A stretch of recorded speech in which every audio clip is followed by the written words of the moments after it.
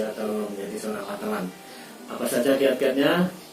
Yang pertama, untuk menjadi jurnalis kiatnya adalah satu, harus memiliki motivasi yang kuat.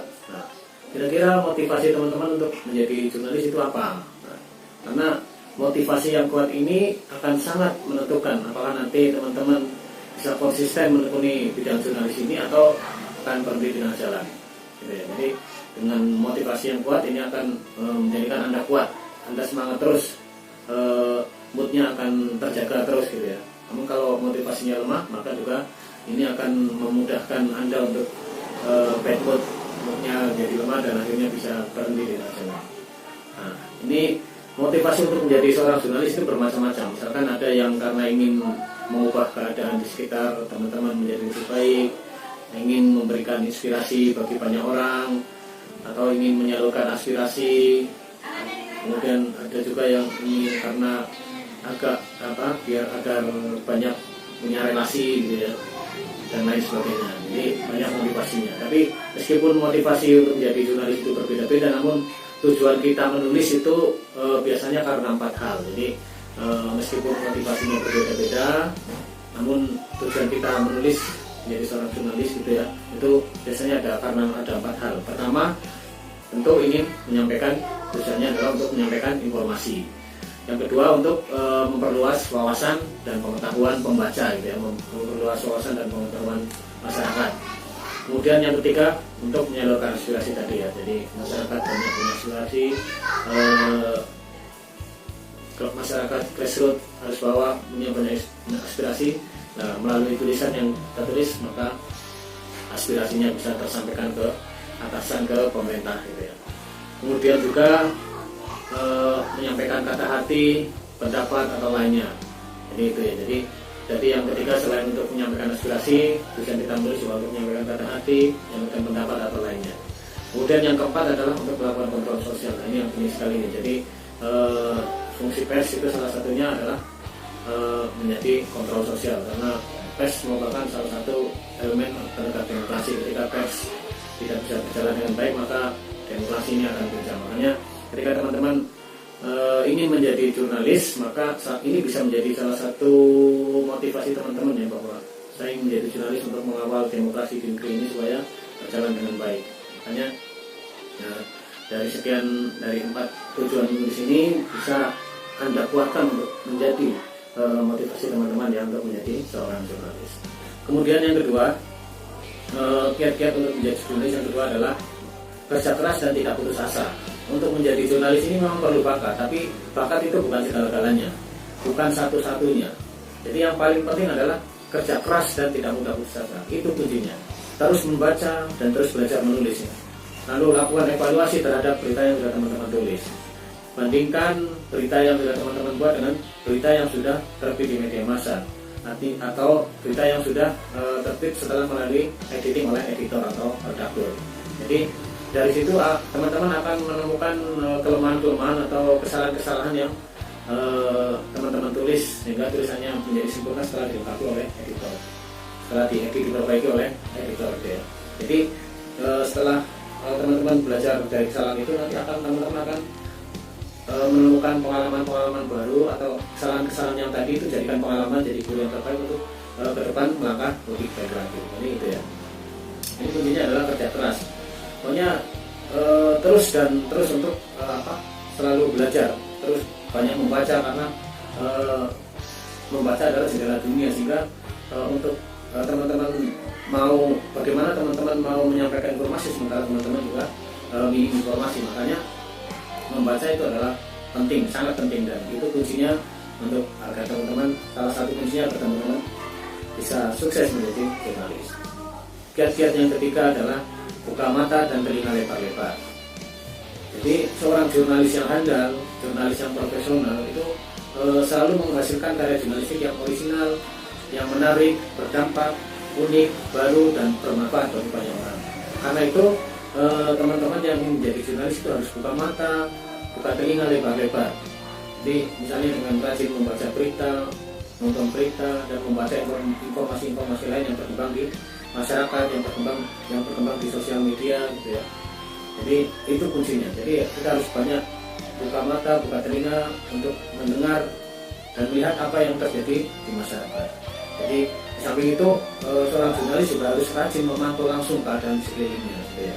Jadi tidak hanya ada di belakang meja, tapi harus rajin turun ke lapangan, sering turun ke lapangan, tidak hanya misalkan posnya di lingkungan kantor pemerintahan kabupaten atau di lingkungan kantor pemerintahan provinsi, tapi meskipun posnya di situ, tapi harus rajin turun ke lapangan supaya banyak mendengar aspirasi maupun bisa mendapatkan ide-ide yang bagus yang bisa dikarang menjadi berita yang bersumber langsung dari masyarakat. Kemudian untuk memantau langsung di sekelilingnya ini juga bisa ketika misalkan pagi-pagi teman-teman sebelum hunting berita atau mencari berita itu bisa nongkrong di warung kopi, jadi sambil ngopi bisa juga sambil mendengarkan apa sih yang sedang saat ini lagi hit, yang sedang diperbicarakan oleh masyarakat, atau jangan sampai ada isu-isu juga, isu-isu menarik yang sedang dibicarakan oleh masyarakat, sehingga itu juga bisa diangkat menjadi sebuah berita. Jadi kita harus rajin turun ke lingkungan sekeliling kita. Jadi kuncinya tadi buka mata dan buka telinga lebar-lebar. Itu prinsip sekali.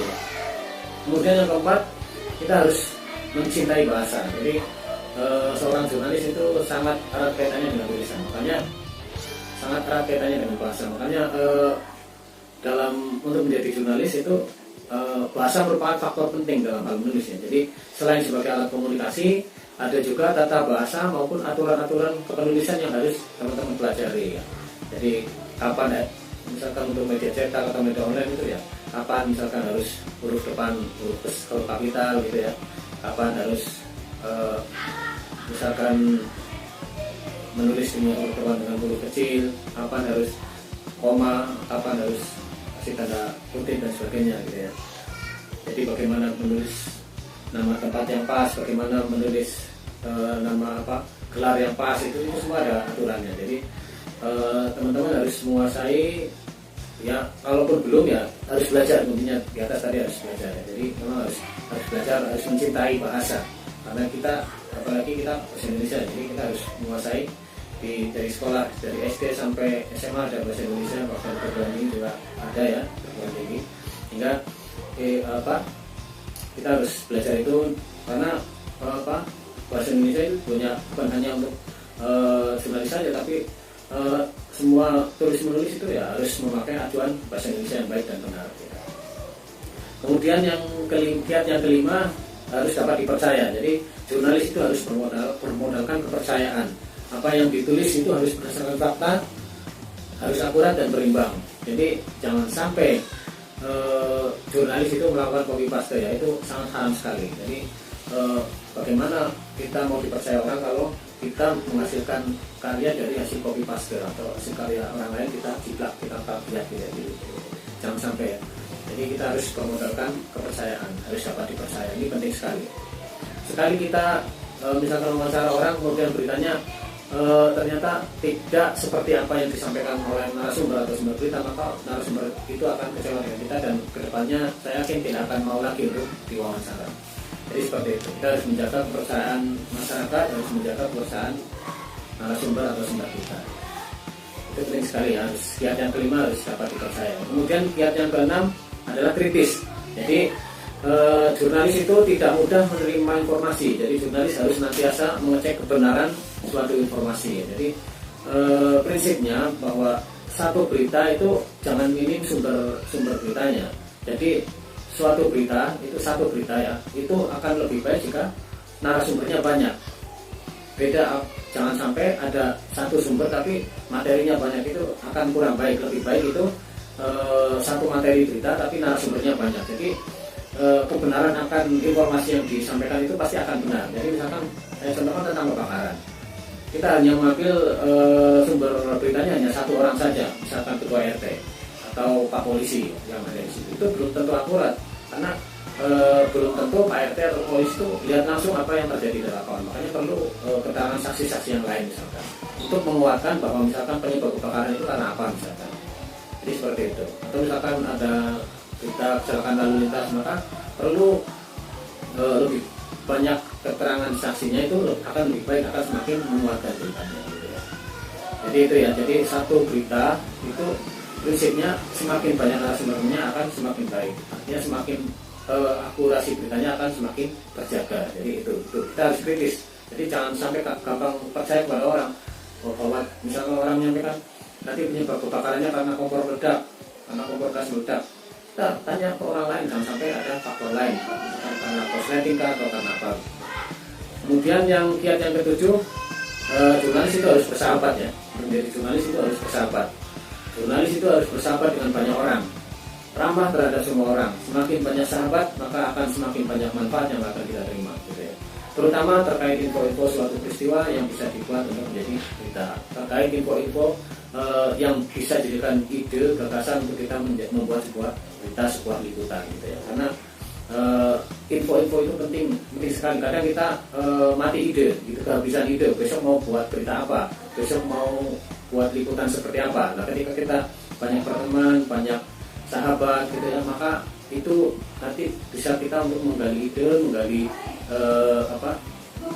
rencana, membuat rencana untuk liputan apa, berita apa. Itu nanti semakin banyak teman, maka semakin banyak peluang untuk kita bisa eksis membuat berita. Karena misalkan hari ini tidak ada suatu peristiwa yang layak jadikan berita, tapi kita misalkan ada obrolan-obrolan dengan sahabat, dengan teman yang itu bisa dikembangkan menjadi sebuah berita, maka itu bisa ditindaklanjuti menjadi sebuah berita. Jadi itu fungsinya kita banyak berteman, fungsinya kita banyak bersahabat. Jadi sangat penting sekali kita banyak berteman, banyak bersahabat.